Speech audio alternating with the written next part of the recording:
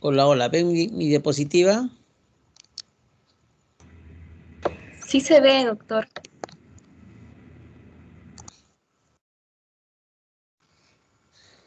Ok, gracias. Empezamos entonces.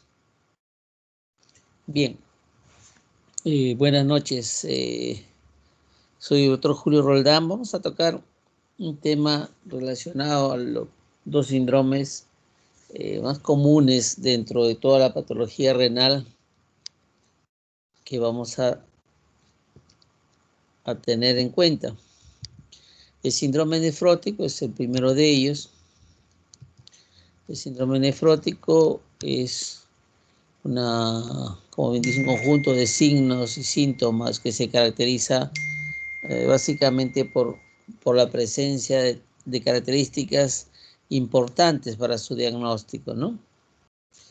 La primera característica que se tiene es que es la presencia de proteinuria, una proteinuria que va en lo que se llama un rango nefrótico, ¿no? Mayor de 3.5 gramos en 24 horas o 40 miligramos por hora por metro cuadrado, ¿no? Hay que recordar que la proteinuria fisiológica es menor de 150 miligramos en 24 horas, ¿no? Entonces ahí son dos cosas importantes que hay que precisar dentro de lo que es proteinuria, ¿no? El rango nefrótico, que es más de 3.5 gramos. La otra característica importante viene a ser la presencia de hipoproteinemia. Una hipoproteinemia en proteínas totales menos de 6 gramos por decilitro, con la característica de la predominancia de una hipoalbuminemia de menos de 3 gramos por decilitro. Y dentro de ellos hay que considerar que hay un aumento de las alfa 2 y beta globulinas. Y hay una disminución de la alfa 1 y las gamma globulinas, principalmente la inmunoglobulina G. Pero lo importante aquí es precisar, 1, proteinuria en rango nefrótico, 2, hipoalbuminemia menos de 3 gramos por decilitro, la presencia de edema que contribuye a la definición de síndrome nefrótico, es un edema que tiene la característica de ser blando y que presenta fovea. Puede presentarse al inicio en párpados y zonas de declive y luego puede generalizarse y terminar siendo o presentar lo que es una anasarca, ¿no? Es un cuadro edematoso difuso totalmente e incluso puede acompañarse de derrame pleural, pericárdico, peritoneal, completando toda la gama de colecciones líquidas en nuestro organismo. La hiperlipidemia mixta generalmente consiste en una hipercolesterolemia total mayor de 250 miligramos por decilitro, con un aumento de la LDL, ¿no? Y los triglicéridos, ¿no? Porque una característica es la hipertrigliceridemia en el síndrome nefrótico. Asimismo, dentro de estas características importantes de proteinuria, hipoproteinemia, edema e hiperlipidemia, tenemos que puede haber estados de hipercoagulabilidad, en donde va a haber una tendencia a la trombosis vascular, que pueden incluso estar en el rango del 50% de pacientes con síndrome nefrótico, ¿no? Y dentro de ellos puede haber trombosis renal en 30% de este 50%, ¿no? Y son múltiples territorios vasculares que pueden verse afectados, siendo la localización más característica, que es lo que hemos mencionado, la trombosis de la vena renal. Y clínicamente estos cuadros pueden cursar pues con dolor lumbar, puede haber proteinuria, ¿no? Y hay un descenso o un deterioro brusco de la función renal, ¿no?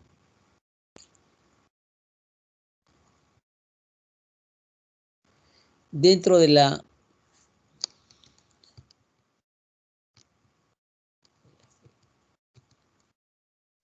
la etiología del síndrome nefrótico hay que precisar las causas primarias, ¿no? Las causas primarias, que estamos hablando de un síndrome nefrótico puro, donde el compromiso inflamatorio o inmunológico es exclusivamente del aparato glomerular, y dentro de ellas las lesiones no proliferativas son las más frecuentes como causa primaria de síndrome nefrótico.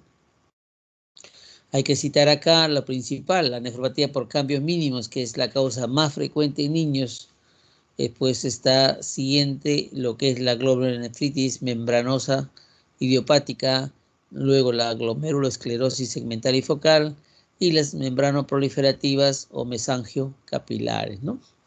Por eso que las no proliferativas, las tres primeras, son las que se presentan con más frecuencia. Dentro de las causas secundarias, estas pueden deberse, este síndrome nefrótico, por enfermedades sistémicas que afectan secundariamente la actividad del glomérulo.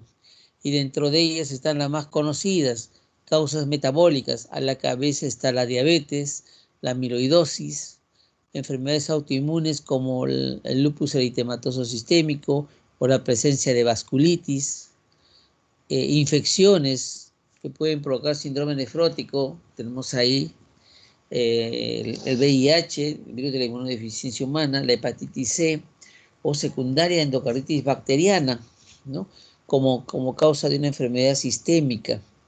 Y hay algunos fármacos que también pueden producir síndrome nefrótico.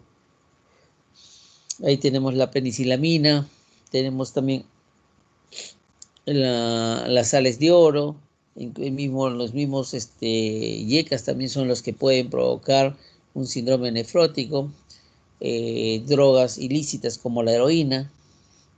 Pueden haber enfermedades neoplásicas tipo linfomas o carcinomas que pueden cursar con alteración glomerular y provocar el síndrome nefrótico. Y hay otras enfermedades que están dentro del grupo miscelánea, como está la hipertensión arterial maligna o acelerada o la hipertensión renovascular. Los estados de preeclampsia que también pueden provocar síndromes nefróticos, y una causa que también se está correlacionando bastante es la presencia de obesidad mórbida. Bien. Entonces, si nos vamos a centrar en el aspecto fisiopatológico del síndrome nefrótico, obviamente vamos a considerar algunos efectos importantes. Ustedes saben que esto se produce básicamente por una permeabilidad de la membrana basal glomerular, que va a dar lugar a una pérdida de elementos importantes, ¿no? Entonces tenemos ahí, por ejemplo, la hipoproteinemia, ¿no? El daño se produce por daño glomerular directamente, aumento de esta membrana basal que estamos hablando, y una disminución de la presión oncótica, ¿no? Y entonces va a haber una pérdida masiva de proteínas por la orina. Entonces esto nos va a provocar pues la presencia de proteinuria. Lo característico es la hipoalbuminemia severa, acuérdense que es menos de 3 gramos, ¿no? Y dentro de esta hipoproteinemia es expensa no solamente a albúmina, sino también a otros tipos de proteínas, y ahí está incluida lo que es la gamma globulina, que es la IgG, la antitrombina 3 y diversos factores de coagulación que pueden perderse en el síndrome nefrótico y pueden dar lugar a elementos de anormalidades vasculares o trombovasculares. La globulina ligadora de tiroxina, podemos encontrar estados de hipotiroidismo, la proteína transportadora de cortisol, de vitamina D3, transferrina y zinc. Como ven, el síndrome nefrótico puede darnos una variedad de presentación de síntomas que puede hacernos pensar en una patología diferente, y dejamos de lado el síndrome nefrótico, ¿no? Por eso que es importante saber que todas estas pérdidas de estos elementos pueden presentarse en el síndrome nefrótico. El edema dentro de la fisiopatología del síndrome nefrótico es básicamente por un estado de hipoalbuminemia, ¿no? Esto va a provocar, igual que acá, por la pérdida masiva de proteínas, una disminución de la presión oncótica intravascular, que va a provocar que haya una extravasación del líquido intracelular al intersticio. Esto va a provocar lo que ustedes ya saben por fisiopatología, la activación del sistema renina-angiotensina-aldosterona, la activa el sistema nervioso simpático y hay una liberación de vasopresina, ¿no? Entonces esto de ahí nos va a provocar una retención aguda de agua y sodio, lo que conlleva pues a la formación de edema. La hiperlipidemia. ¿Por qué se produce la hiperlipidemia? La hiperlipidemia básicamente porque hay un aumento de la síntesis a nivel hepático de las lipoproteínas, ¿no? Y esto básicamente está relacionado a la baja de presión oncótica, ¿no? Entonces nos va a provocar este aumento de síntesis de lipoproteínas hepáticas. Además que el aumento de pérdida urinaria de proteínas que regula la homeostasis de lípidos también nos condiciona pues a lo que es el estado de acúmulo de lípidos y provocando lo que es la hiperlipidemia. Y la sobreactividad simpática que nos va a provocar un defectuoso catabolismo lipídico y esto condiciona pues que haya un incremento de los niveles grasos en sangre. Y la hipercoagulabilidad, que está relacionada a una pérdida urinaria excesiva o alta de lo que es la antitrombina 3. Hay un nivel alterado de la actividad de proteínas C y S y hay un aumento de la agregación plaquetaria, ¿no? Y hay elementos de hiperfibrinogenemia en la cual está relacionado porque hay un aumento en la síntesis de fibrinógeno hepático.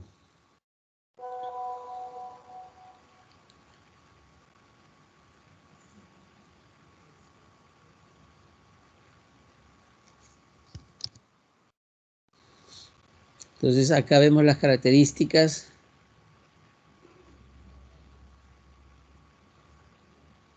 Las características que se presentan, ¿no? De síndrome nefrótico.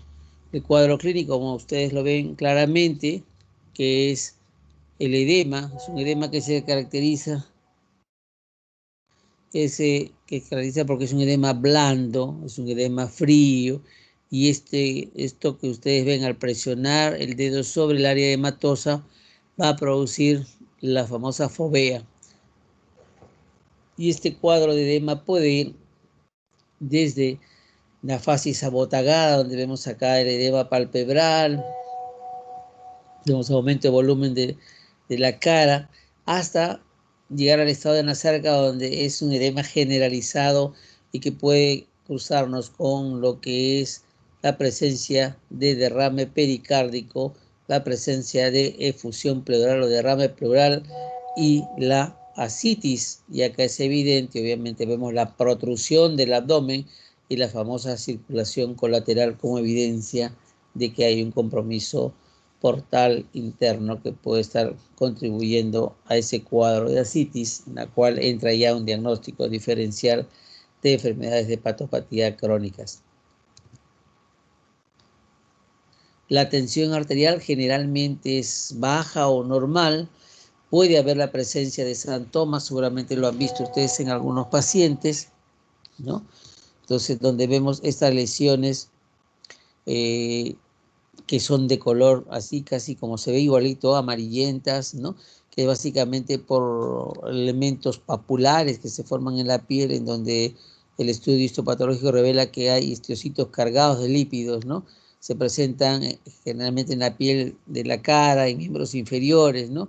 Y esto es un indicador de que tenemos a un paciente con una dislipidemia presente, ¿no? Y si sumamos el edema y la presencia de proteinuria, obviamente ya estamos pensando en este síndrome nefrótico como que el paciente es portador de ello, ¿no?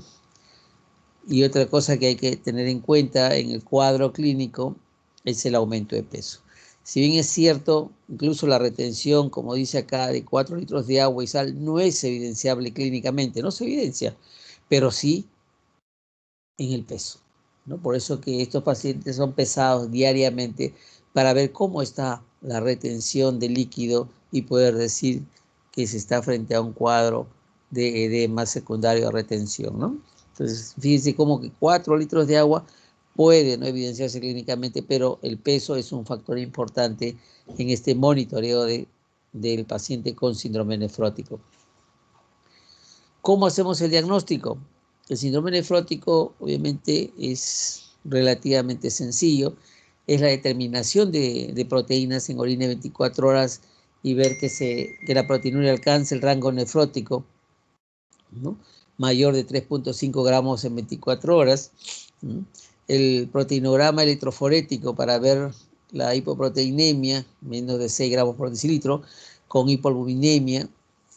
Y en el síndrome nefrótico primario vamos a notar esta característica en el proteinograma electroforético, que es la beta globulina aumentada, la gamma globulina normal o disminuida, a diferencia del síndrome nefrótico secundario, donde la gamma globulina está aumentada más en un rango monoclonal, ¿no? Entonces, esa es la cosa que hay que observar siempre cuando pedimos un proteinograma electroforético en un paciente con síndrome nefrótico, ¿no? La hipoalbuminemia y el rango de las otras proteínas, cómo están, ¿no? La beta globulina aumentada y en el secundario la gamma globulina aumentada. Hay que hacer un lipidograma, lo que es el dosaje de las grasas, colesterol, HDL, LDL, triglicéridos. Al igual que tenemos un síndrome o que tenemos un rango nefrótico en proteínas, tenemos también un sedimento nefrótico que se caracteriza por la presencia de cilindros grasos, cuerpos ovales grasos y o gotas de grasa. Entonces, que también nos va a ayudar sumado al cuadro clínico a tener, digamos, la base o el sustento que estamos frente a un síndrome nefrótico. El clearance de creatinina, la depuración de creatinina, es importante para determinar cómo está la función renal, ¿no? Que es un factor clave para poder determinar la evolución del estado del paciente.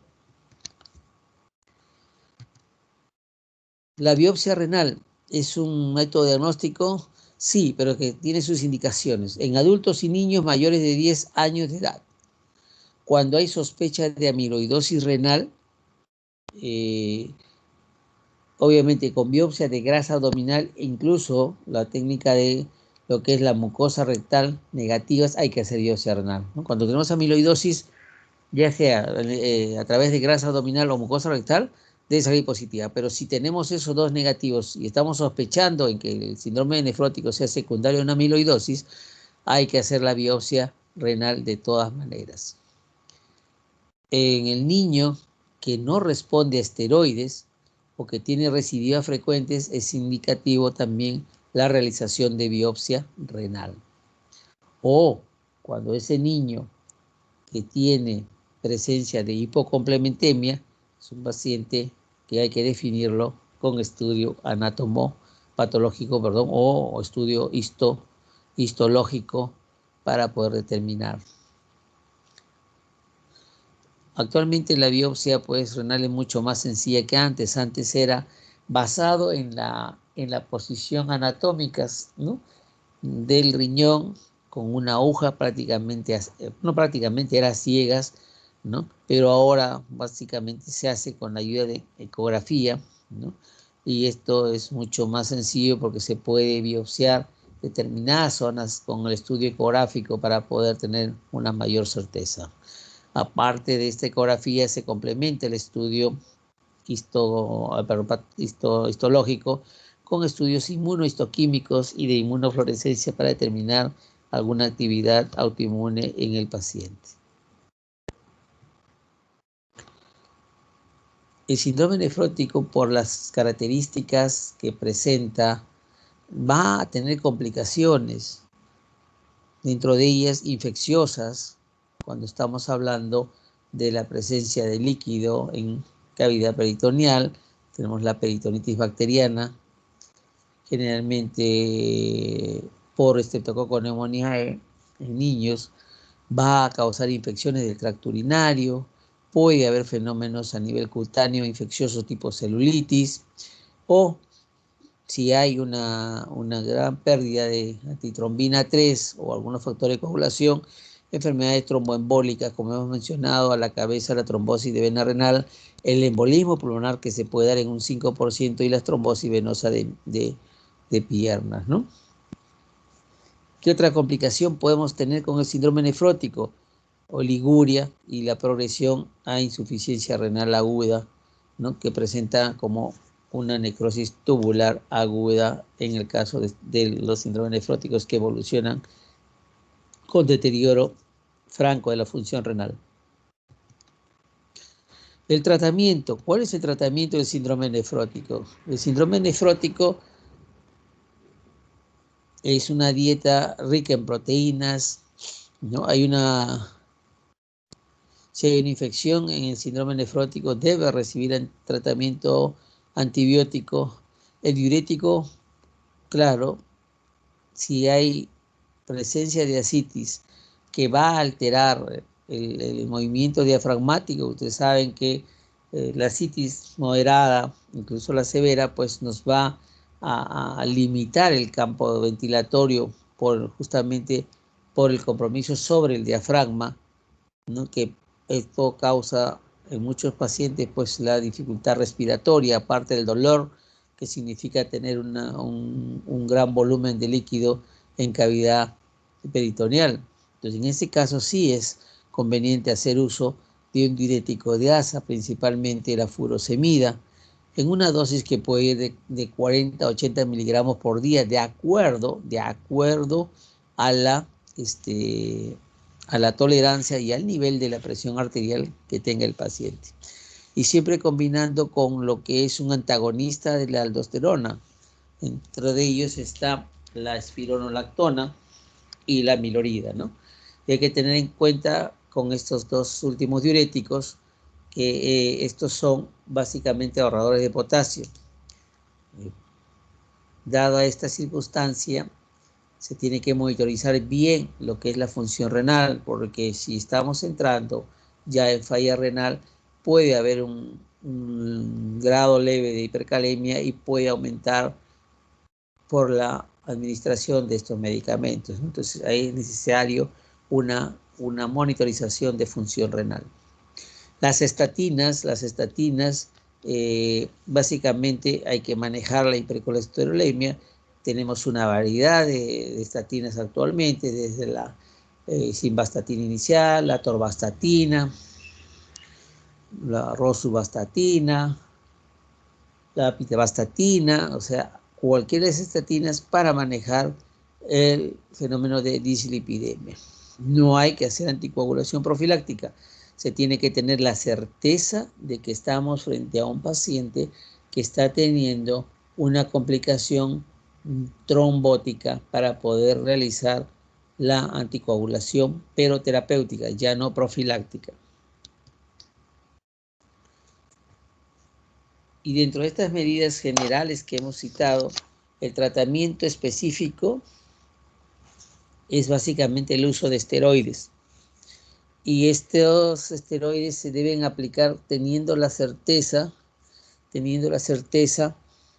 de excluir enfermedades que pueden provocarnos una diseminación o una exacerbación severa. Dentro de ellos la tuberculosis, ¿no? La infección urinaria también, porque podemos hacer un cuadro de una urosepsis o incluso llegar a un shock séptico, ¿no? Entonces, en el primer episodio se recomienda el uso de la prednisolona, 2 miligramos por kilo por día por 6 semanas. Luego hay que bajar a 1.5 miligramos por kilo en 10 alternos por 6 semanas más. Y en el segundo episodio y tercera, si es que hay recaída, estamos hablando pues igual la misma prednisolona, 2 miligramos por kilo por día por 2 semanas y luego 1.5 miligramos por kilo en 10 alternos por 6 semanas. La conclusión de esta diapositiva es que el tratamiento específico y con buena respuesta, y básicamente en la lesión de cambios mínimos son los esteroides, ¿no? La dosificación va a variar de acuerdo a esquemas que hay, pero sí es importante siempre excluir enfermedades que pueden provocarnos complicaciones serias de tipo infecciosas, ¿no? Pero ya cuando, por ejemplo, ya hay recaídas frecuentes y son dependientes de esteroides, estos pacientes, ya viene la segunda alternativa en la medicación, ¿no? Que es el uso de ciclofosfamida o ciclosporina, como dice acá, ¿no? Levamisol también es otra de las posibilidades. Lo más frecuente que usamos es la ciclofosfamida, ¿no? Siempre, fíjense, siempre en combinación con un esteroide. Igual la cicloporina a esta dosis 5 miligramos por kilo por día, más prednisolona, que generalmente son en 10 alternas y es por tiempo prolongado. ¿Y cuando usamos agentes alquilantes? Cuando hay fracaso de alcanzar la remisión, cuando la recaída es más de 3 veces al año y obviamente cuando haya una recaída durante el retiro por un corto tiempo de esteroides. Hemos retirado y en ese corto tiempo de retiro de esteroides el paciente recae con toda la sintomatología y signología del síndrome nefrótico. Ahí es importante ya el uso de alquilantes para poder tratar de estabilizar el cuadro. Quiere decir que nuestra primera línea es esteroides y de acuerdo a las recaídas frecuentes dependiente de esteroides, ya estamos hablando de ciclofosfamida y ciclosporina como una droga para seguir estabilizando al paciente. Bien, esta es la parte inicial del síndrome nefrótico. ¿Me escuchan, chicos? Hola, hola. Sí, doctor. Ya, listo. Sí, doctor. Voy a abrir el síndrome nefrítico para seguir la clase. Estos son síndromes cortos, archiconocidos por todos ustedes. Fácil, realmente fácil, porque hay que tomar en cuenta solamente lo que son los signos, síntomas y ver la fisiopatología y el tratamiento en forma secuencial. El síndrome nefrítico es otra de las patologías también bien características de la patología propiamente renal. Este síndrome nefrítico agudo, como lo llamamos, es un conjunto de signos y síntomas. ¿De qué es un síndrome? Ya estamos refiriéndonos que es un conjunto de signos y síntomas. Y básicamente es un conjunto de signos y síntomas que se producen porque hay una inflamación a nivel glomerular con colapso de la luz capilar. Entonces, las características que va a darnos este síndrome nefrítico es la oliguria, donde va a haber, estamos considerando pues menos de 500 mililitros en 24 horas, y deterioro de la función renal moderado a severo. Es una característica del síndrome nefrítico. La proteinuria no está en rango nefrótico, es menos de 3.5 gramos por 24 horas. Acuérdense que el síndrome nefrótico es más de 3.5 gramos por 24 horas. La hematuria que puede ser microscópica o macroscópica. Y la característica asociada a ellos es la hipertensión arterial. Edema puede haber, pero las características esenciales tenemos hematuria, hipertensión arterial, oliguria y proteinuria no en rango nefrótico.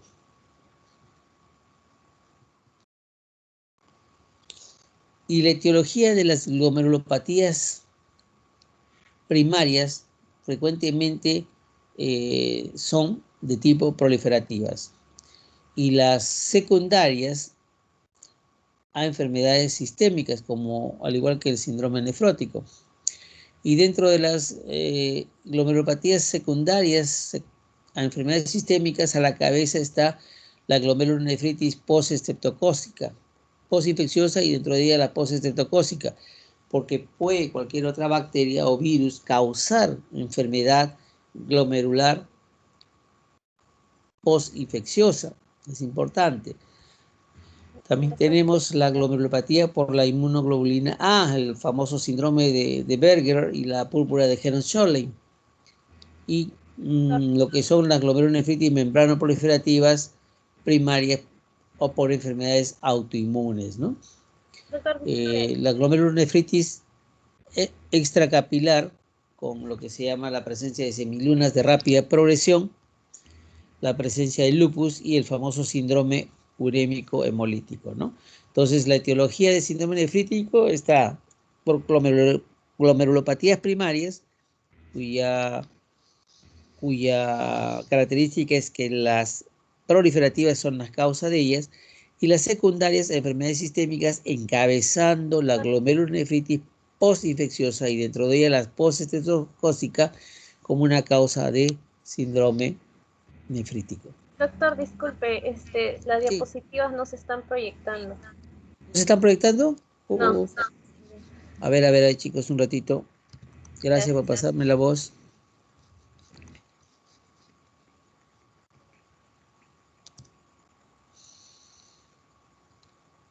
A ver.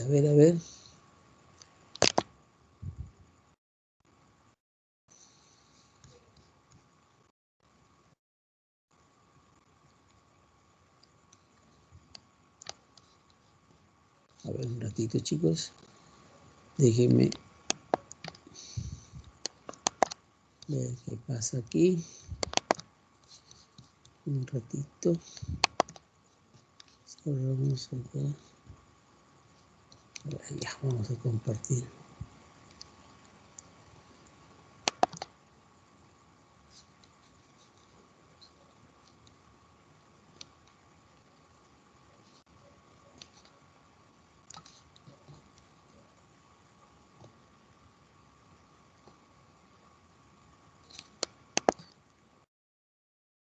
¿Logran ver todavía? Aún no, doctor. Todavía. Qué raro. A ver, quiero ver qué pasa acá.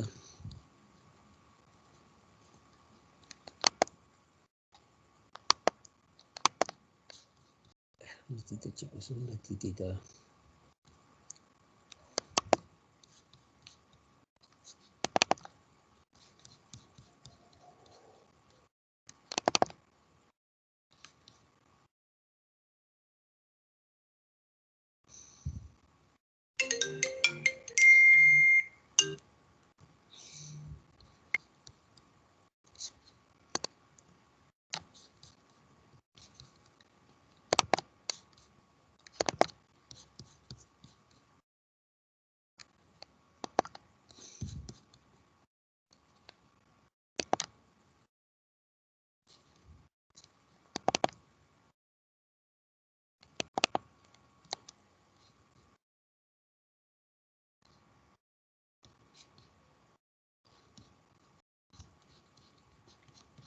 No entiendo por qué no se puede compartir la pantalla. Ahora vamos a ver.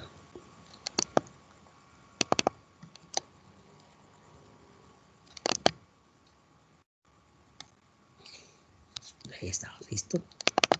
Muy bien.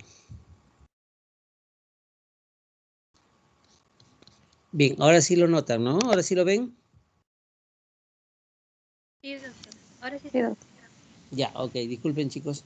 Bien, entonces este es el síndrome nefrítico, lo que les mencionaba en la definición del síndrome nefrítico agudo, un conjunto de síntomas y signos generados por inflamación glomerular, pero que está asociado a colapso de los vasos, colapso vascular, colapso de la luz capilar básicamente, y que produce alteraciones bien características. La oliguria, estamos hablando de menos de 500 mililitros en 24 horas, ¿no? Y el deterioro de función renal moderado severo. Proteinuria en rango no nefrótico, estamos hablando de menos de 3.5 gramos en 24 horas. La hematuria microscópica o macroscópica y la presentación de hipertensión arterial como elemento característico del síndrome nefrítico. Y la presencia de edema, ¿no? Entonces esa es la característica del síndrome nefrítico. las causas de síndrome nefrítico, las glomerulopatías primarias, con las características de ser de tipo proliferativas, y las glomerulopatías secundarias, enfermedades sistémicas, la más común e importante, la glomerulonefritis postinfecciosa, y dentro de ellas la postestreptocócica. También, como dice acá, u otras bacterias o virus. Acuérdense que cualquier bacteria puede provocar un fenómeno de alteración a nivel glomerular.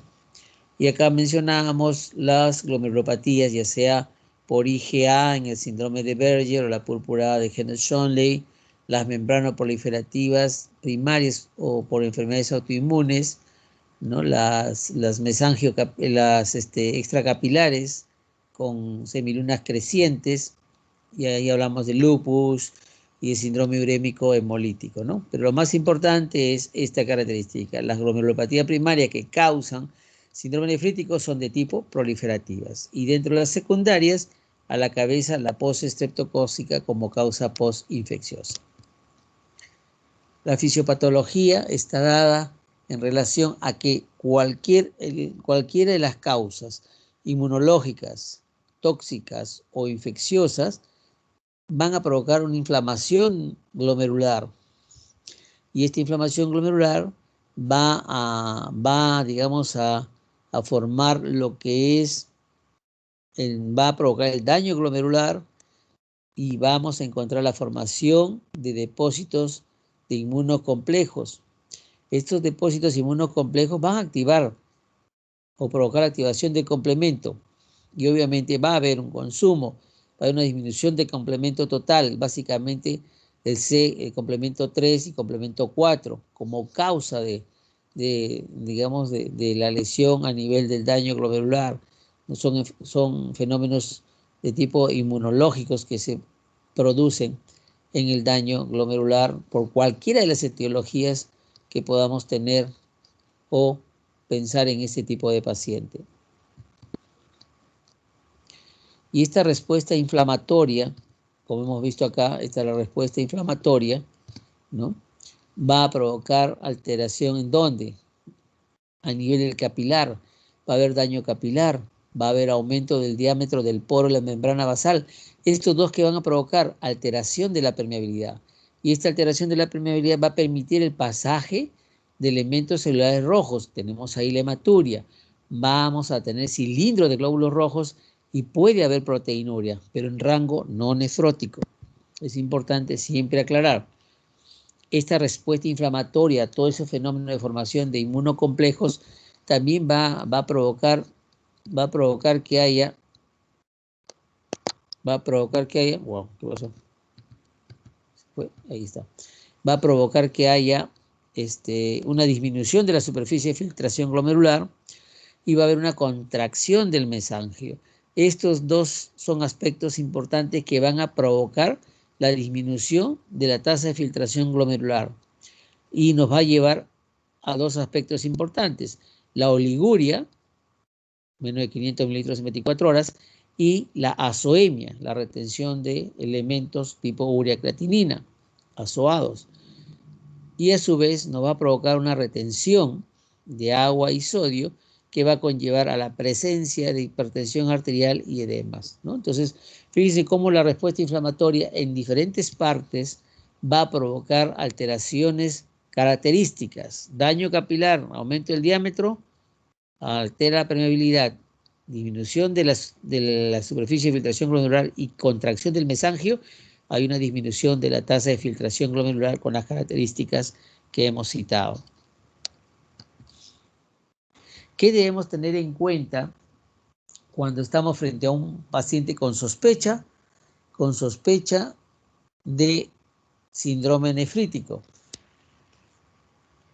Hay que tener en cuenta aspectos en que la mayoría de los casos muchas veces son asintomáticos, y a veces las manifestaciones urinarias son tan ligeras que pueden pasar desapercibidas o no se piensan, ¿no? Por eso no hay que tomar muy a la ligera cuando tengamos algún paciente que tenga una orina con hematuria. Siempre hay que buscar la causa, ¿no? Siempre hay que buscar la causa. Siempre la anamnesis es digamos, un elemento importante en el diagnóstico. Una buena anamnesis, un buen examen físico nos aproxima hasta cerca de un 98% de la posibilidad diagnóstica inicial. Entonces, siempre hay que preguntar sobre el cuadro que estamos sospechando. En este caso, hay que preguntar antecedentes importantes, la presencia de infecciones previas, ha tenido faringoamigdalitis, ha tenido infección respiratoria alta, ha habido infección a nivel de piel, piodermitis, ha sido sujeto a procedimientos tipo cateterismo, es asmático, ha habido hepatitis, o sea, varias cosas que puedan provocar digamos, alguna alteración a nivel glomerular cuando sospechamos en un paciente con un síndrome nefrítico. El examen físico es importante porque tenemos que buscar lesiones en piel, ver la presencia de focos sépticos.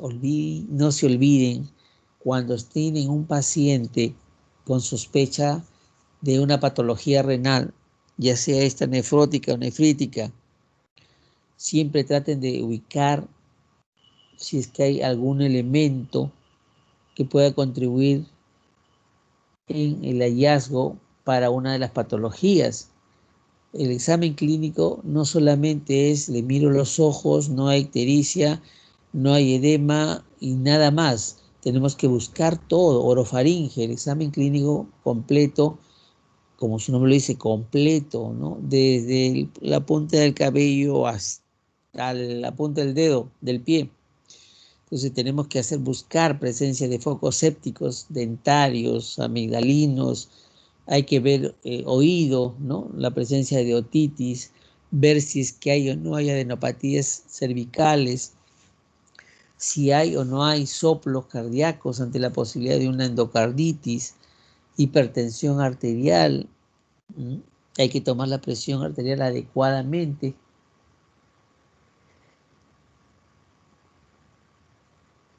Muchas veces la hipertensión o la presión arterial la toman mal, la toman encima de la ropa, a veces está con la camisa encima de la camisa, ¿no? Claro que se puede escuchar, pero no es la forma correcta, porque tenemos que hacer una medición adecuada de esa presión arterial. La presencia de edemas y sus características, si es un edema blando, es un edema duro, deja fovea, no deja fovea, llega a toda la pierna, llega hasta el muslo. Siempre que hay edema, no se queden con la pierna, sí, hay fovea, está bien, edema 3 cruces. No, hay que ver cómo está el muslo, si hay edema escrotal o no hay edema escrotal, si hay edema sacro o no hay edema sacro. Todas esas características es parte del examen físico que tenemos que realizar en el paciente en general, ¿no? Y vamos centrándonos más cuando enfocamos a una posibilidad diagnóstica más específica. El cuadro clínico. El cuadro clínico tiene una característica, es cuando empieza súbitamente y se resuelve en forma rápida, estamos hablando que puede más tratarse de un cuadro postinfeccioso, postestreptocócico. Pero cuando hay un comienzo insidioso y un deterioro progresivo de la función renal que nos lleva a una oliguria, hay que buscar una causa de origen no infecciosa, y ahí entran todas las otras glomerulopatías que hemos mencionado. Entonces, la característica, hay una hematuria glomerular, hay presencia de edemas, hay hipertensión y obviamente hay una lesión renal, ¿no? Las glomerulopatías secundarias a enfermedades sistémicas cursan con signos y síntomas propios de la enfermedad de fondo, ¿no? Puede haber policerositis, puede haber fiebre, puede haber artralgias, elementos de púrpura, puede haber anemia, puede haber indicios que nos dicen que podemos tener una vasculitis, o sea que quiere decir sea positiva? Que toda esta sintomatología que estamos viendo acá, de hematuria, edema, hipertensión y finalmente lesión renal, están en relación básicamente cuando es una glomerulopatía secundaria a las características propias de la comorbilidad de fondo. ¿Cuáles son los hallazgos de laboratorio más importantes que tenemos en el síndrome nefrítico? Obviamente, una proteinuria de 24 horas, pero en rango no nefrótico. Doctor, disculpe, la diapositiva creo que no está corriendo. Se quedan las 5 en fisiopatología. ¿No está corriendo? ¿Por qué no corre? ¿Qué pasó? Se nos corrió hasta la 5ª diapositiva. ¿En todos o de repente entiendo? A ver Sí, qué dice. Sí, doctor, se quedó en quinta diapositiva. ¿Se quedó en la 5ª? Sí, doctor, en fisiopatología se quedó. ¿No quieren ustedes avanzar, ah? Ya, a ver. Ya cambió, doctor. Ya cambió a cuadro clínico ahora. Ya está, perfecto. A ver, voy a expandirlo. Me dicen si deja de verse cuando hago esto. ¿Siguen viendo cuadro clínico? Sí, doctor. Sí, doctor.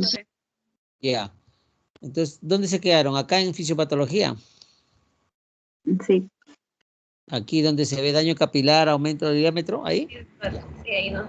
Ahí se quedó. Sí, doctor. Ya, perfecto. Esa sí la vieron y la escucharon. ¿Estamos? Sí, doctor. Bien. Entonces, voy a repetir un refresh de lo que he estado hablando. Es que esta respuesta inflamatoria van a haber dos cosas importantes: la alteración de la permeabilidad y la disminución de la tasa de filtración glomerular.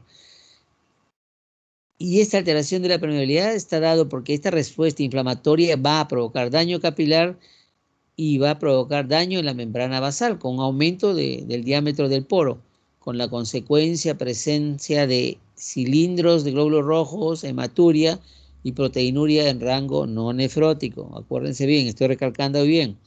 Y la disminución de tasa de filtración glomerular debido a que se disminuye la superficie de filtración y hay una contracción del mesangio, ¿no? Entonces, esto de ahí nos va a conllevar a las dos vertientes, a la oliguria y a azoemia, como la retención de sodio y agua que nos va a provocar hipertensión y edemas. Entonces, esta lámina sí no la han visto, ¿cierto? Ya.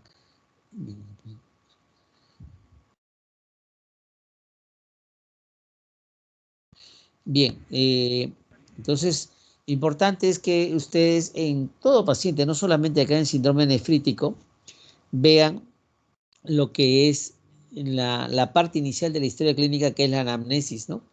La anamnesis es importante, un relato cronológico adecuado, como se dice, cronológico. ¿Qué significa? Que llevemos bien cómo empezó, qué síntoma primero empezó, cuál fue el siguiente, cómo se correlacionó con todos para poder ir poco a poco, llamemos así, hilvanando lo que es la enfermedad, que asociado al examen clínico vamos a llegar a cerca de un 98% de un diagnóstico inicial y que el 20 o el 2% pueden darlo los exámenes, como bien se llaman, de ayuda diagnóstica. En el caso del síndrome nefrítico hay que considerar que muchos casos son asintomáticos y que las manifestaciones urinarias pueden ser muy leves, ¿no? Y no hay que, digamos, dejar de valorar mucho cuando se tenga una hematuria. Ah, es cálculo renal. No sale nada, no hay cálculo renal, no hay nada. Hay que observarlo, sí, pero hay que estudiar más. Ojo, es importante. Entonces, si sospechamos en un síndrome nefrítico, hay que ver los antecedentes.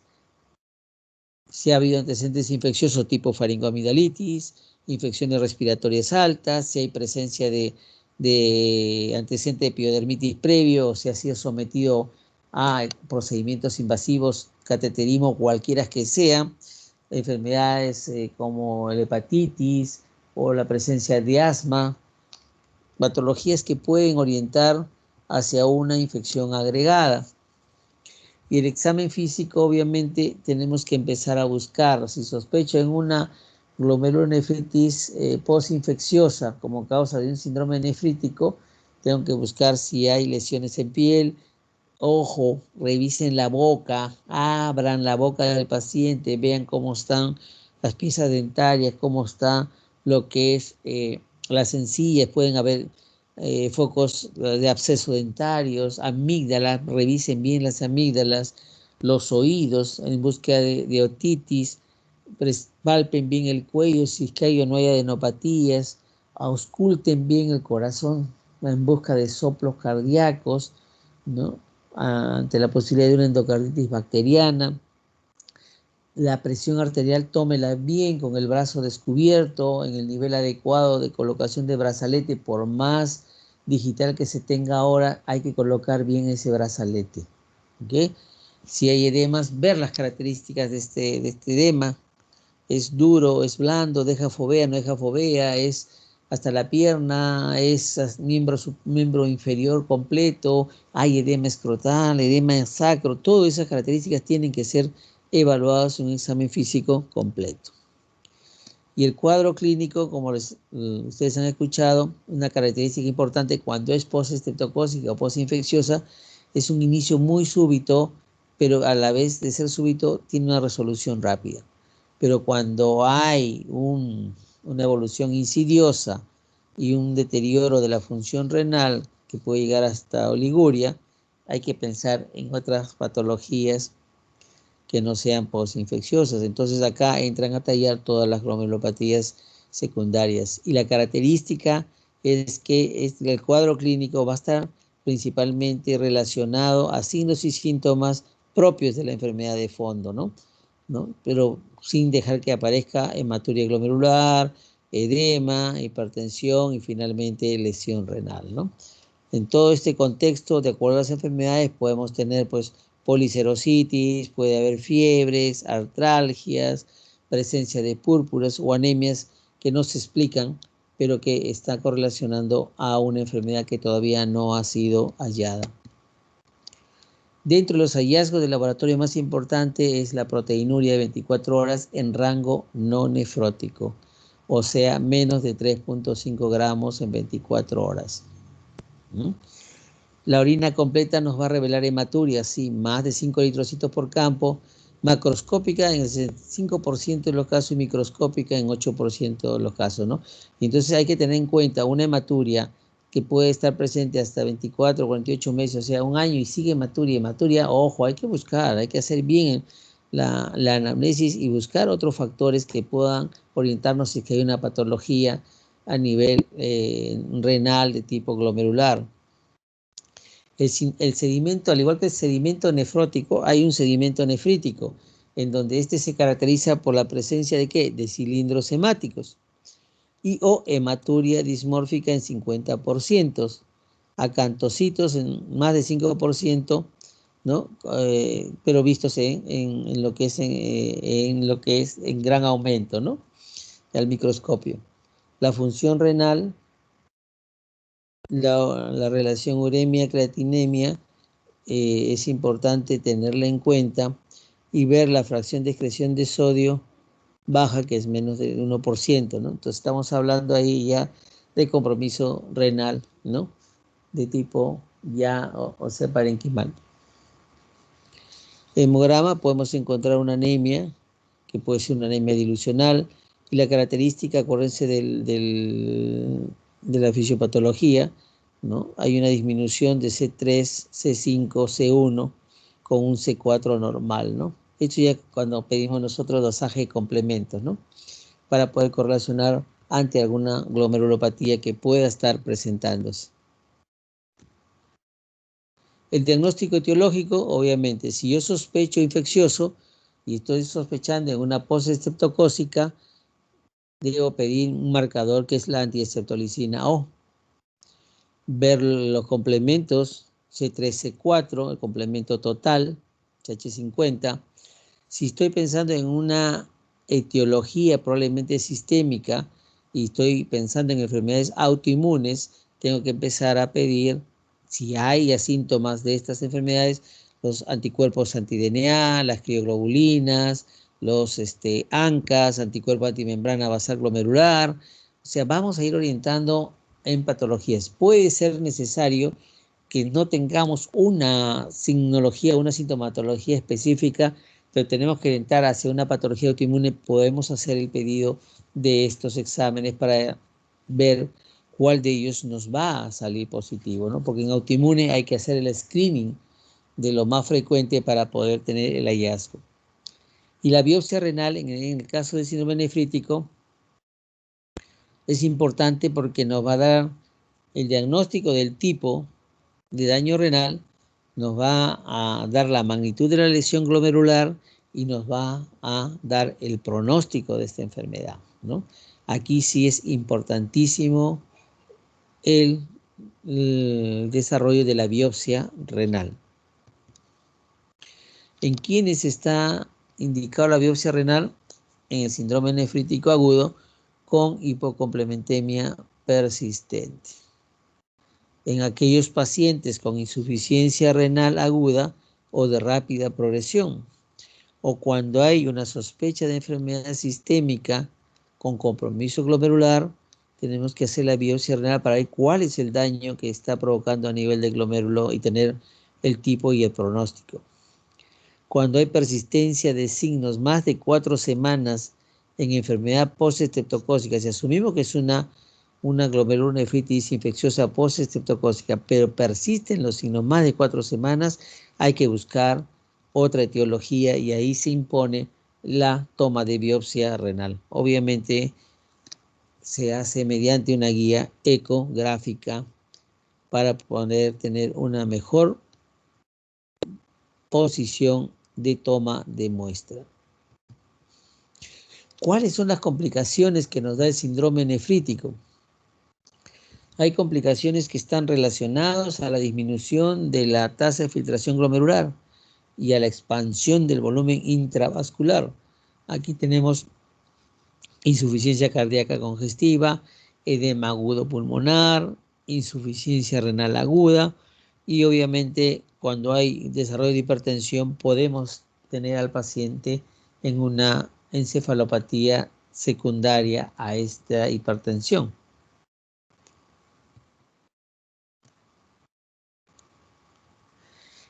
El tratamiento del síndrome nefrítico está dado en medidas generales que significa reposo, control diario de peso, control de la presión arterial. Acuérdense que como hablamos en el síndrome nefrótico, el control de peso diario es importante para detectar la retención hídrica en el paciente. La dieta, aquí es una dieta hiposódica, hay que restringir líquidos, hay que tener un balance negativo, una dieta no hiperproteica como en el otro, hipercalórica sí, que es importante, y dentro del tratamiento farmacológico, aquí sí se emplean los diuréticos de asa. Entonces, paciente que tenemos con sobrecarga hídrica, hipertensión, edema, signo de insuficiencia cardíaca, furosemida, 1 a 2 miligramos por kilo por día, en casos leves moderados, y en casos graves podemos llegar hasta 10 miligramos por kilo por día, ¿no? El uso de antihipertensivos tipo hidralazina en esta dosis de 0.5 a 2 miligramos por kilo por día, los calcioantagonistas como el nifedipino, ¿no? Nifedipino que puede darse en 2-3 dosis, obviamente ahora los calcioantagonistas y básicamente el nifedipino inicialmente venía de 10 miligramos, ahora tenemos que vienen de 30 miligramos o liberación retardada, ¿no? De 30 miligramos se puede dar entre 1 a 2 veces al día, ¿no? Dependiendo de cómo el paciente lo tolera y cómo regula su presión arterial, ¿no? Hay pacientes que regulan con una sola tableta, otros que regulan con 2 o hasta 3 tabletas, ¿no? Y una característica de los pacientes renales con hipertensión son los pacientes que más persistentemente tienen presión alta. Pueden ustedes encontrar pacientes que están tomando los ARA2, están tomando calcio antagonistas, más beta bloqueadores y diuréticos o simplemente están usando asociado a ellos la alfa-metildopa. Usan hasta 4 antihipertensivos y a pesar de eso el paciente sigue hipertenso, ¿no? Obviamente eso es por el aspecto fisiopatológico que está teniendo. Bien, entonces hacemos un resumen del tratamiento. ¿Qué significa? Primero, si es una posinfecciosa, hay que erradicar infecciones con antibióticos. Si hay antivirales, ustedes saben que si es un herpes, si tenemos aciclovir. Después, para el resto de virus, es tratamiento básicamente de sostén, de soporte. Si tenemos retención hidrosalina, obviamente entra acá a tallar la dieta sin sal o hiposódica y los diuréticos, ¿no? Hipertensión arterial, podemos hacer uso de diuréticos, los inhibidores de la enzima convertidora, y esto hay que tener cuidado y siempre vigilar cuando usamos los famosos YECAS, ¿no? Si tenemos ya daño renal establecido por el riesgo de desarrollo de hipercalemia. Después tenemos los inhibidores de la angiotensina, los antagonistas de los receptores de la angiotensina 2, ¿no? Todos los que son los sartanes, ¿no? Los sartán, iversartán, candesartán, todos ellos. ¿En qué pensamos cuando hay hemodiálisis? Cuando tenemos una uremia grave, cuando tenemos hipercalemia severa, cuando hay una insuficiencia cardíaca refractaria y el daño renal que está motivando un síndrome nefrítico, es una indicación de hemodiálisis. Los corticoides va a depender de la biopsia. Si muestra una patología proliferativa extracapilar, se puede usar corticoides, o si hay una insuficiencia renal grave, como una alternativa el uso de corticoides. Un resumen de todo lo que es tratamiento en el síndrome nefrítico a considerar. Lo más importante que tenemos que tener en cuenta en el síndrome nefrítico es sus síntomas, sus signos, el cuadro clínico que está presentando, el abordaje diagnóstico en relación a lo que es los hallazgos de laboratorio, de acuerdo a las enfermedades que pueda estar, infecciosa sistémica y las indicaciones de biopsia renal. Las complicaciones obviamente son ya de por sí ya deducibles en el sentido de que todo lo que es disminución de filtrado glomerular con expansión del volumen intravascular nos va a condicionar todo lo que es pues represión de líquidos, ¿no? Y obviamente vamos a tener que hay componentes desde insuficiencia hasta edema agudo pulmonar y todo eso secundario pues al problema de la disminución de volumen urinario y al estado de oliguria que pueda estar teniendo el paciente, ¿no? Bien, estas son los dos síndromes que tenía que hacer con ustedes. Si hay alguna pregunta.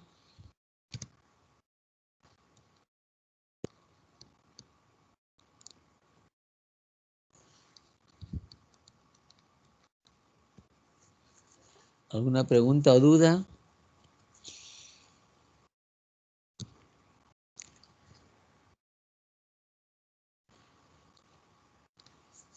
Asumo que ha quedado... ¿Sí? ¿No hay? No, sí, pues. Doctor, una consulta. Buenas noches. Sí. Buenas noches, sí, dígame. Doctor, ¿a qué se refiere cuando habla de agentes alquilantes? Usted mencionó eso en el tratamiento del síndrome nefrótico. Ya. Son compuestos que se usan, ¿no? Como parte, son medicamentos, los elementos alquilantes en general. A ver, para que me entiendas?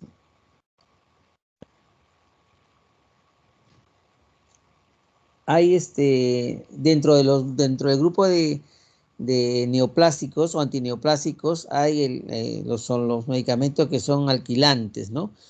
Esos son los que se usan en relación ahí acuérdate que en esa diapositiva puse ciclofosfamida, ciclosporina, ¿no? Entonces, como elemento alquilante tenemos ahí pues el cisplatino, ¿no? La carmustina, o sea, otros elementos antineoplásicos que se usan ya, digamos, como una terapia de rescate. No va con esteroides, paso a segunda línea, ciclosporina o ciclofosfamida con corticoides no mejora y hay que usar elementos alquilantes, como quien dice, voy escalando para buscar la posibilidad de remitir el cuadro agudo, ¿no? Y a la cabeza está pues el cisplatino.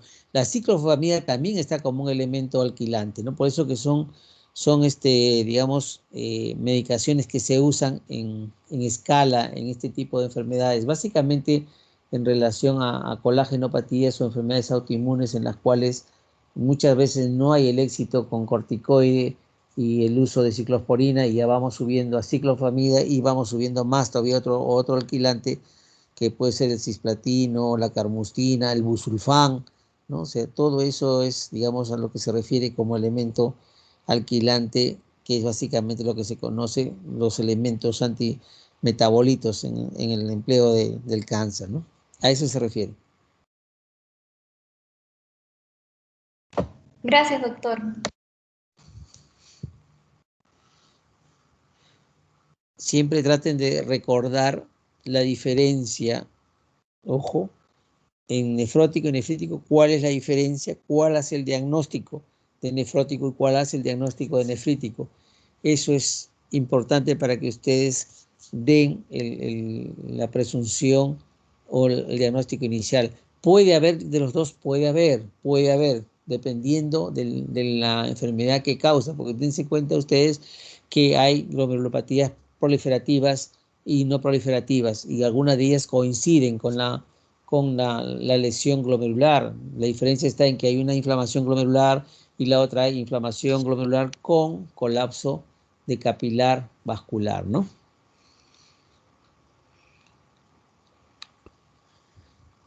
Bien, otra pregunta, si no hay,